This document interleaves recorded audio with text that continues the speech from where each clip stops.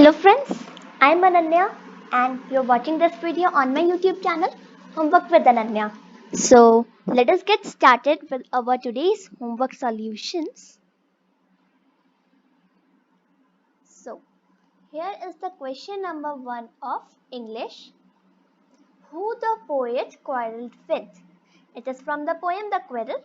So the answer is the poet quarreled with his brother. यहाँ पे हिस लगा लेंगे. एक सेकेंड. मैं टाइप भी कर देती हूँ. यहाँ पे मैं अभी पेन से नहीं लिख पा रही.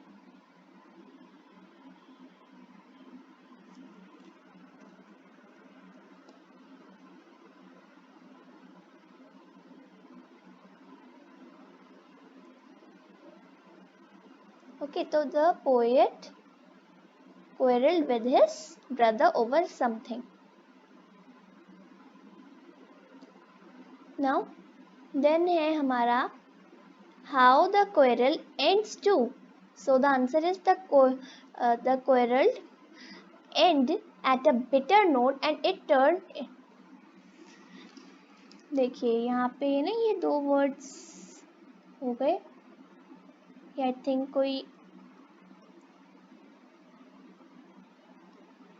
ये लीजिए. मैं अभी ना इनको अलग अलग कलर्स में हाईलाइट कर देती हूँ.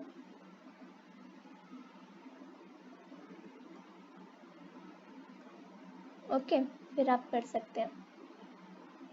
तो क्वेरल को देखिए, क्वेरल वाले को तो मैंने उसमें किया है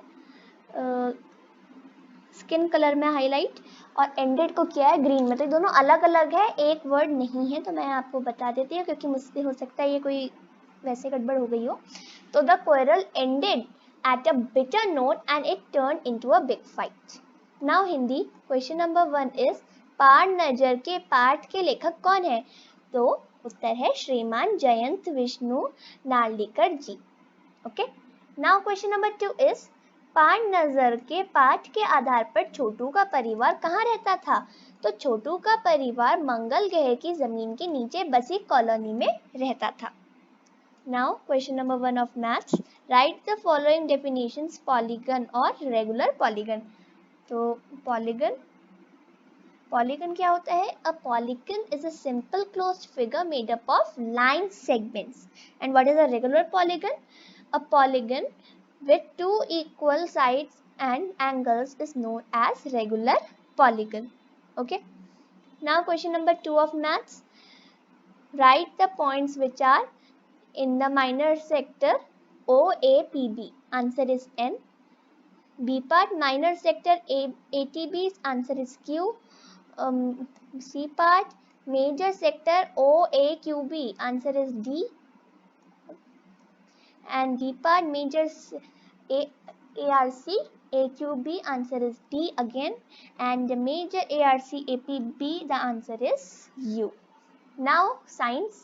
So question number 1 is while measuring the length of a cloth piece, reading of a measuring tape at one end is 5 centimeter and at the other end is 20.5 centimeter.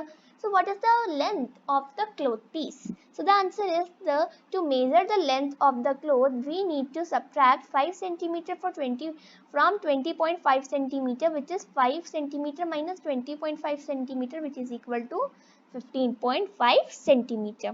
तो इसमें क्या करना होता है? अगर आपके पास ये नहीं है कि मतलब जैसे होता है ना कई बार, जैसे इसमें क्या बताया गया कि 5 सेंटीमीटर से नापना शुरू किया एंड 20.5 पर वो आया, तो हम तो ऐसे करके उसमें एग्जैक्ट लेंथ कैसे पता चलेगी?